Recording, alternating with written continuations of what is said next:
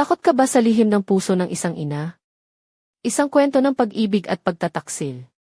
Hello, ako si Marikit, 49 na taong gulang. Naninirahan ako sa isang tahimik na bayan sa Batangas, kasama ang aking asawa, si Mang Delphine, na 52 na. Matagal na kaming mag-asawa at may 2 anak na lumaki na at nagkaroon na ng sarili nilang buhay. Nang lumipat ang aming mga anak, biglang naging tahimik ang aming bahay, isang katahimikan na hindi ko alam kung paano haharapin. Simula nang umalis ang mga bata, si Mang Delphine at ako ay nagsimulang muling mag-isa. Sa loob ng mahigit 20 taon ng pagsasama, naging parang hangin na lang kami sa isa't isa. Mga simpleng usapan lang tulad ng ano ang kakainin natin. Ang madalas namin. Hindi ko maipaliwanag pero naramdaman ko na parang may nawala sa amin. Isang gabi habang nanonood ng telebisyon sa sala, may napansin akong palabas tungkol sa marathon sa Maynila. Naalala ko ang panahon noong high school ako sa Lipa, kung saan isa akong runner sa 800 metro. Naudyukan akong subukan ulit tumakbo. Hindi madali pero bumili ako ng sapatos at damit pang jogging. Nakakahiyaman para sa isang 49 na taong gulang na babae, may kakaibang saya ako sa puso ko. Pinilit kong magising ng alas 6 ng umaga para tumakbo kahit 1 kilometro lang sa umpisa.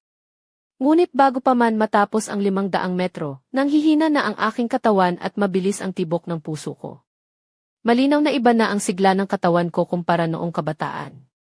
Ngunit kahit paulit-ulit akong nahihirapang tumakbo sa unang mga araw, hindi ko maiwasang balik-balikan ang saya na nadarama ko habang nag-ehersisyo. Ngunit hindi lang ako ang nagbago. Napansin ko rin ang pagbabago kay Mang Delphine.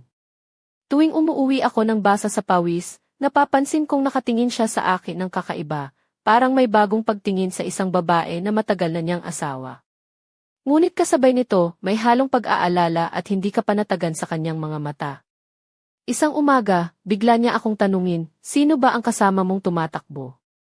Hindi ko alam kung bakit, pero nagulat ako sa tanong niya. Isang araw habang tumatakbo sa baybayin ng aming bayan, napansin kong natutunaw ang sintas ng sapatos ko, kaya tumigil ako sa isang bangkito para ayusin ito. Doon, nilapitan ako ng isang binatang may 20 taon na nagngangalang Yani, isang empleyado sa lokal na kumpanya. Sabi niya, ang ganda ng takbo mo, parang atleta ka talaga. Nasa track team ka ba noong high school? Ako'y natuwa sa kanyang papuri at nagkwento tungkol sa aking mga karanasan noon. Sa paglipas ng mga araw, naging regular na ang aming sabayang pagtakbo. Siya ang nag-adjust ng bilis para hindi ako mahirapan at palaging nag-aalala sa kalagayan ko. Habang tumatakbo kami, nag-uusap kami tungkol sa mga pangarap niya sa buhay, mga problema sa trabaho, at mga simpleng bagay na nagbigay ng bagong sigla sa akin. Masarap makipag-usap sa kanya, hindi tulad ng sa asawa kong si Mang Delphine na madalang na ang mga salita. Parang nabuhay muli ang aking kabataan sa tuwing kasama ko si Yani. Ngunit sa kabila ng saya, may bahagyang takot at pag-aalinlangan sa puso ko. Ngunit ito na ang simula ng isang hindi inaasahang kwento na magbabago sa aming buhay mag-asawa. Sa bawat araw na lumilipas, mas lalo kong nararamdaman ang kakaibang saya sa tuwing kasama ko si Yani sa pagtakbo. Hindi lang siya basta kausap o kasama, parang may bago akong natagpo ang sigla at pag-asa sa buhay. Habang nagpapahinga kami sa gilid ng kalsada, palagi niyang sinasabi, Marikit, ang ganda ng takbo mo, parang bata pa ulit ang katawan mo. Iyon ang unang pagkakataon na naramdaman kong may tumitingin sa akin bilang isang babae, hindi lang bilang isang ina o asawa. Si Yani ay may 23 taon, anak ng mga kapitbahay namin sa bayan. Mabilis ang kanyang mga salita, puno ng pangarap at ang mga mata niya ay nagliliwanag tuwing pinag-uusapan ang kanyang mga plano sa buhay.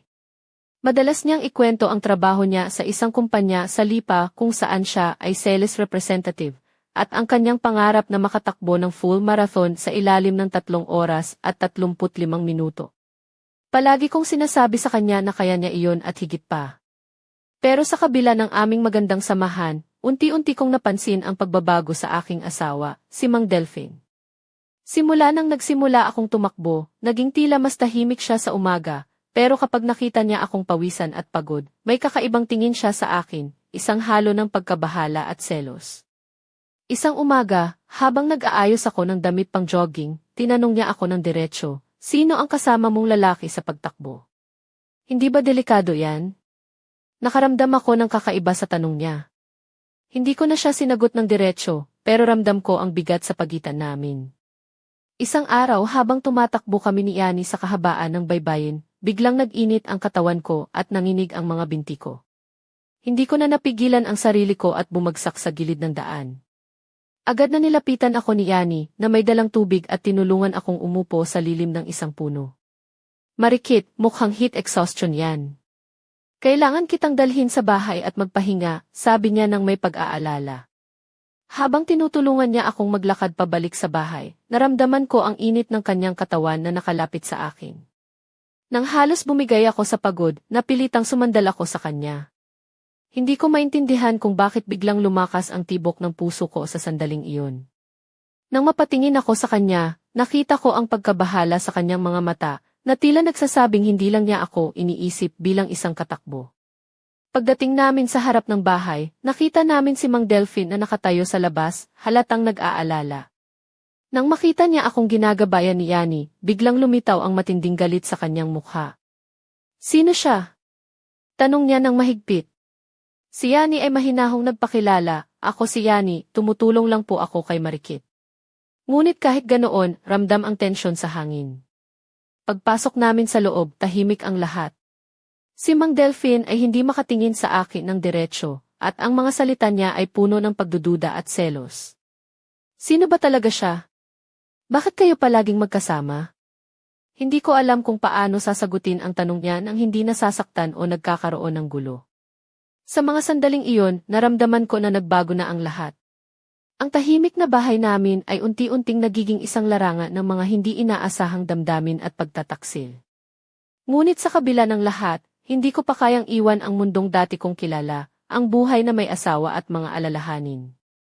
Ang kwento ko ay nagsisimula pa lamang, at ang mga susunod na araw ay magdadala ng mas maraming pagsubok at lihim na kailangang harapin.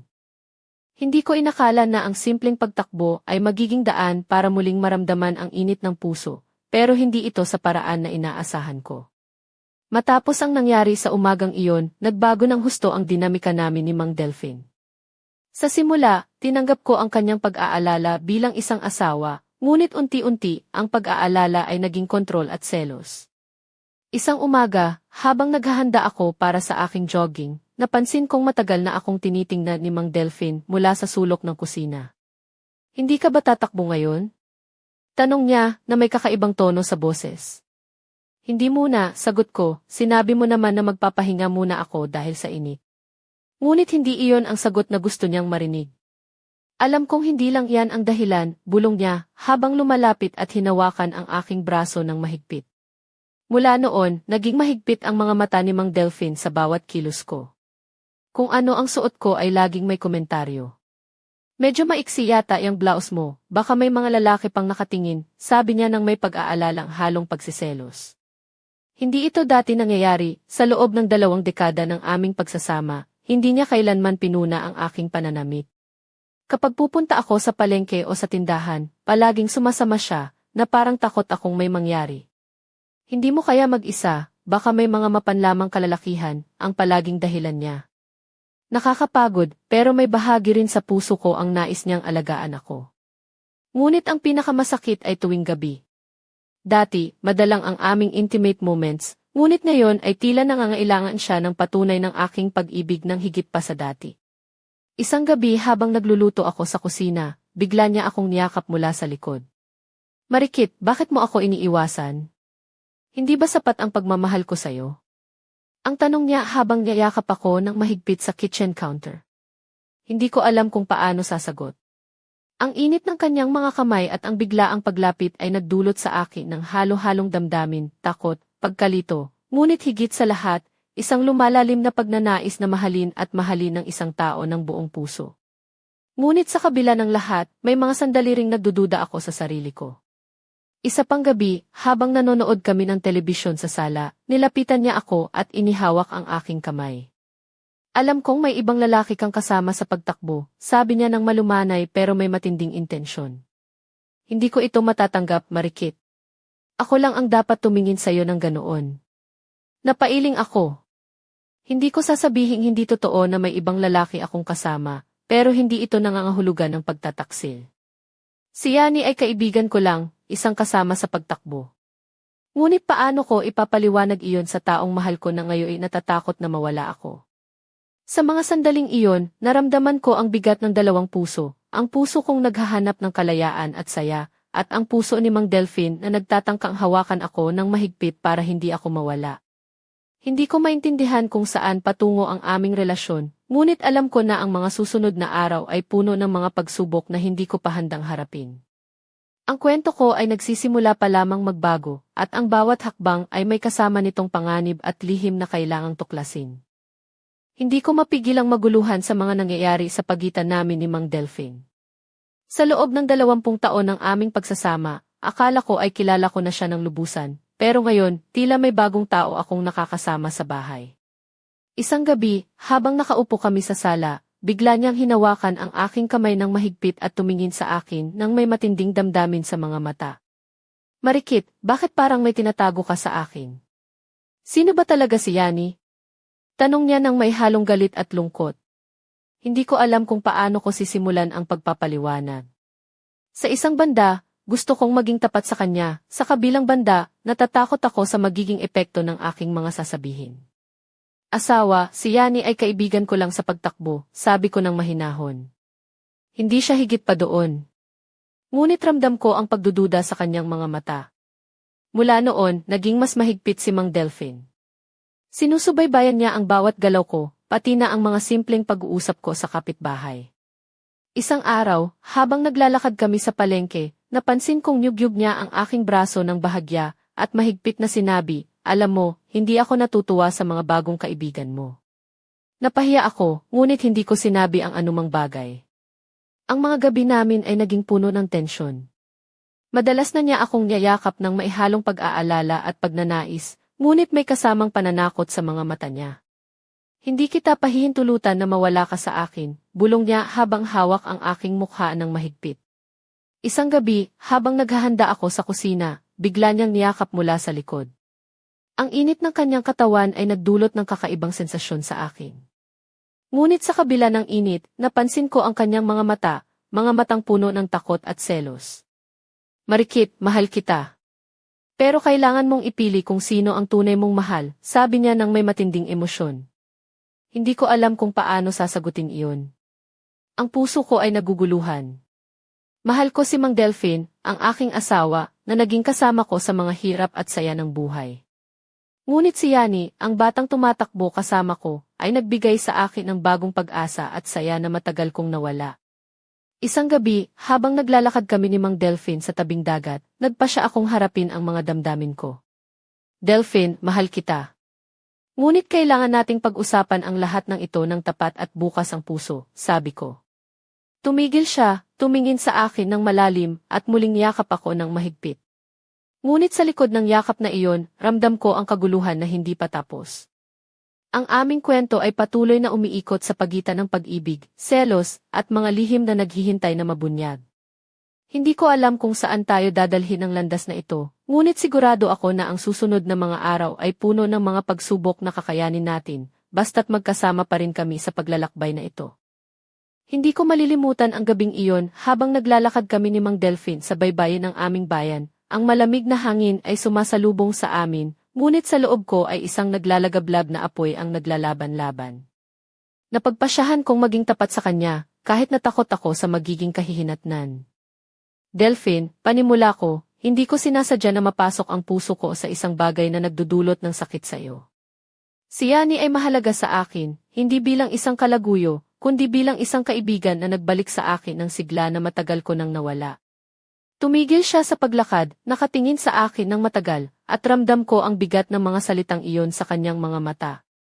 Marikit, hindi madali para sa akin ang makita kang may ibang kasama.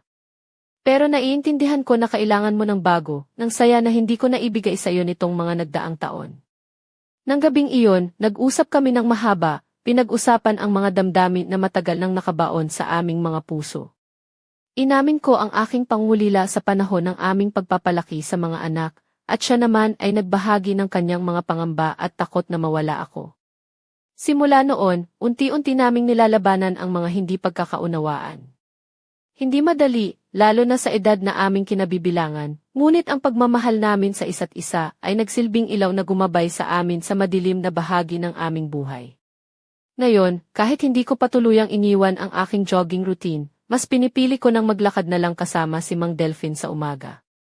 Masarap ang pakiramdam na hawakan ang kanyang kamay habang nilalakbay namin ang tahimik na kalsada ng aming bayan. Ngunit may isang bagay na nananatili sa aking isipan, ang bawat paghinga ko habang tumatakbo kasama si Yani ay parang isang lihim na apoy na hindi ko kayang apula. Hindi ko pa rin alam kung paano haharapin ang mga damdaming iyon, ngunit sa ngayon, pinipili kong ituon ang pansin sa pag-aayos ng aming relasyon. Ngunit ang buhay ay puno ng sorpresa, at ang mga susunod na araw ay magdadala ng mga kaganapan na magpapabago sa lahat ng aking akala. Ang kwento ko ay hindi pa tapos at ang tunay na pagsubok ay malapit nang dumating. Hindi ko inaasahan na sa kabila ng aming pag-uusap ni Mang Delphin, may lalong komplikadong damdamin ang sisibol sa puso ko. Ang bawat araw na lumilipas ay tila isang laban sa pagitan ng katotohanan at pagnanasa, ng katapatan at lihim na paghahanap ng saya. Isang umaga, habang naglalakad kami sa tabing dagat, napansin ko ang mga matang sumusubaybay sa akin ng maihalong pagtataka at paghanga. Si Yani, na palaging nasa isip ko, ay bigla na lamang bumalik sa aking mga alaala. Hindi ko maiwasang maalala ang mga sandaling magkasama kami, tumatakbo sa ilalim ng araw, nag-uusap ng mga pangarap at lihim na hindi ko naibahagi kay Mang Delphin. Ngunit sa likod ng saya, may kirot na dulot ng pag-aalinlangan. Marikit, bulong ng puso ko, ano nga ba ang tunay mong nararamdaman? Mahal mo ba si Mang Delphin, o ang bagong sigla na ibinibigay ni Yani? Habang tinatahak namin ng asawa ko ang tahimik na daan pa uwi, hindi ko maiwasang magtaka kung hanggang kailan ko kaya panatilihin ang lihim na ito.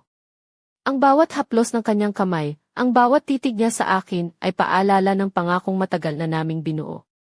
Ngunit paano kung ang aking puso ay nagsisimulang maglakbay sa ibang direksyon? Sa gabi, habang nag-iisa sa kwarto, muling bumalik ang alaala ng huling pagtakbo namin ni Yani, ang init ng kanyang mga kamay, ang pag-aalala sa kanyang mga mata nang bumagsak ako dahil sa init ng araw. Hindi ko maitatanggi na may kakaibang naramdaman ako noong gabing iyon, isang damdaming matagal ko nang hinahanap. Ngunit ang katotohanan ay nananatili, ako ay isang asawa, at ang mga pangakong ginawa ko kay Mang Delphin ay hindi basta-basta mawawala. Ang pag-ibig namin ay may mga sugat, ngunit ito rin ang pundasyon ng aming buhay. Hindi ko alam kung ano ang kahihinatnan ng kwento kong ito. Ang puso ko ay nagtatanong, ang isipan ko ay nag-aalinlangan, at ang bawat araw ay nagdadala ng bagong hamon. Ngunit sa kabila ng lahat, naniniwala ako na sa tamang panahon, ang lahat ay malalaman at ang tamang desisyon ay mabubuo. Ang kwento ko ay puno pa ng lihim, pag-asa, at mga tanong na naghihintay ng sagot. Handa ba akong harapin ang mga ito? At ano ang magiging kapalaran ng aming pag-ibig? Ang sagot ay nasa hinaharap na puno ng misteryo at paglalakbay. Hindi ko maipaliwanag ang nangyari sa puso ko noong mga sumunod na linggo. Sa bawat paglalakad namin ni Mang Delphin sa hapon, ramdam ko ang bigat ng mga hindi nasabi, mga tanong na nananatiling nakatago sa pagitan namin. Ngunit sa bawat pagkakataon na iyon, pinipili kong umiti at magpanggap na maayos ang lahat, kahit sa likod ng mga iyon ay ang lumalalim na pagkalito sa aking damdamin. Si Mang Delphin, sa kabila ng kanyang selos at pag-aalala, ay patuloy na nagpapakita ng pagmamahal sa kakaibang paraan. Minsan, habang nagluluto ako, bigla niyang hinalikan ang aking batok ng may init at pagnanasa. Hindi kita papayagang mawala, bulong niya ng may pag-igting sa boses. Ang yakap niya ay parang kanlungan, ngunit kasama rin ito ang pangamba na baka hindi na kami muling maging tulad ng dati. Samantala, si Yani ay patuloy na nag-aabot ng kanyang mga salita ng suporta at pagkakaibigan. Sa bawat takbo namin, nararamdaman ko ang kanyang pag-aalala, ang kanyang pag-unawa sa mga bagay na hindi ko kayang sabihin. Ngunit sa likod ng mga iyon ay ang isang damdamin na hindi ko lubos na maintindihan, isang halong paghanga, pagkagusto, at isang lihim na pag-asam. Isang araw, habang naglalakad ako sa palengke, nakita ko si Yani nakausap ang ilang mga kapitbahay. Nang mapansin niya akong nakatitig, ngumiti siya ng maihalong hiwaga at sabi, "Marikit, kamusta? Sana magkita tayo sa susunod na takbo."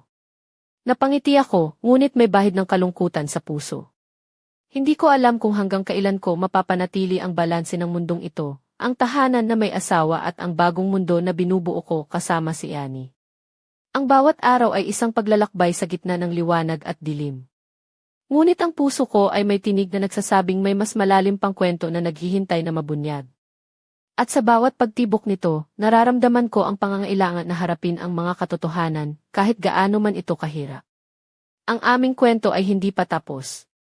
Sa likod ng mga mata ng isang 49 na taong gulang na babae ay ang isang lihim na pagnanasa, isang pag-asa, at isang pangarap na hinahanap ang kanyang tunay na daan.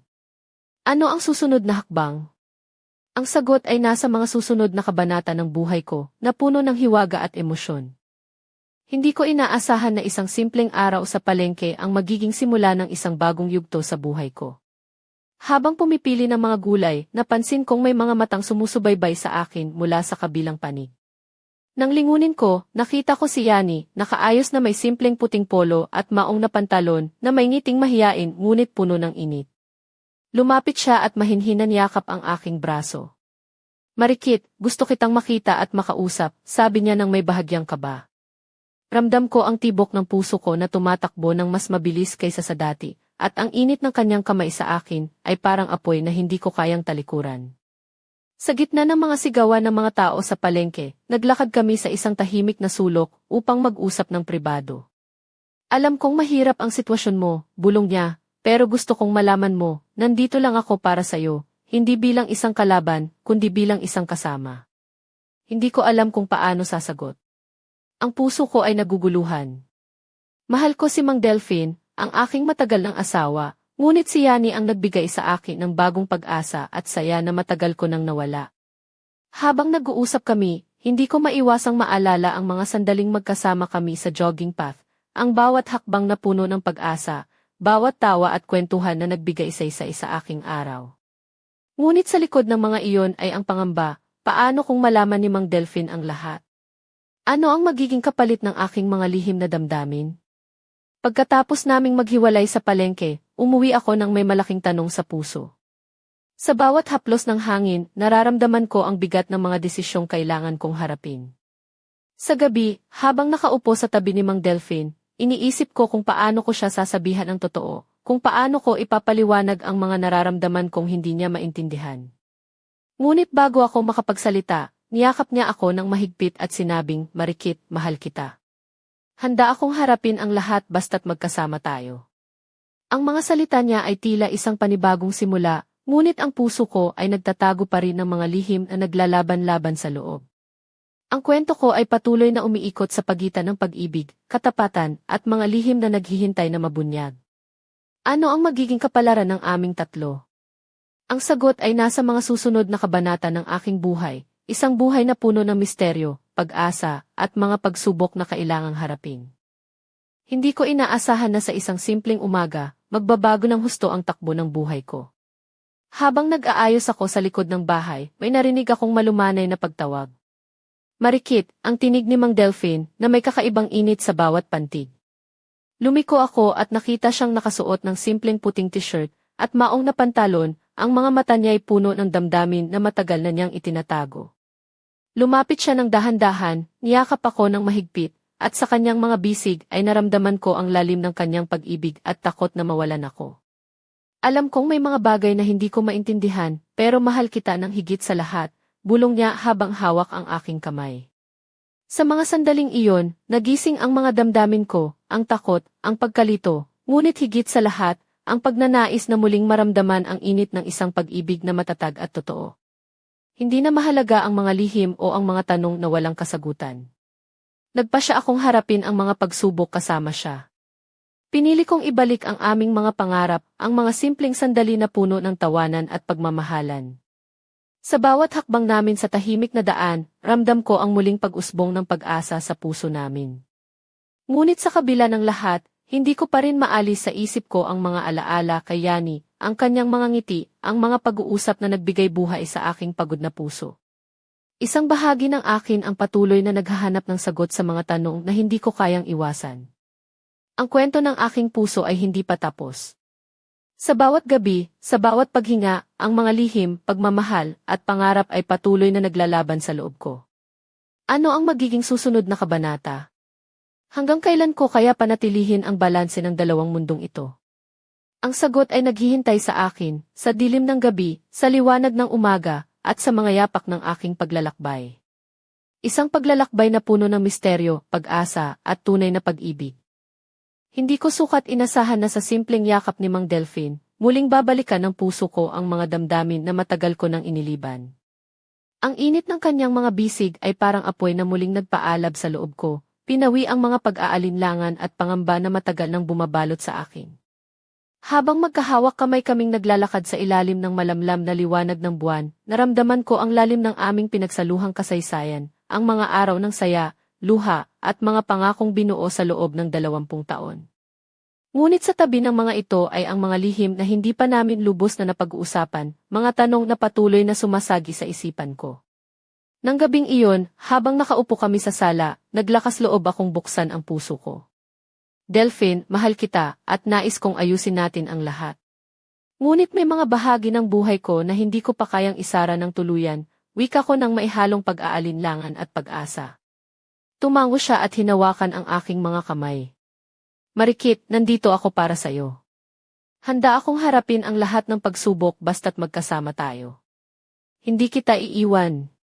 Ang kanyang mga salita ay naging tulay na nagdugtong sa aming mga pusong naglalakbay sa gitna ng dilim. Sa mga sumunod na araw, unti-unti naming binuo ang mga nasirang bahagi ng aming relasyon. Naglakad-lakad kami sa baybayin, nagkwentuhan, at muling natutunan ang bawat isa. Ngunit sa kabila nito, ang alaala ni Yani ay patuloy na kumikislap sa likod ng aking isipan, isang paalala ng isang yugto ng buhay na hindi ko kailanman makakalimutan. Ang aming kwento ay isang paglalakbay, isang pagsubok sa tibay ng pagmamahal, sa kapangyarihan ng katapatan, at sa kahalagahan ng pag-unawa.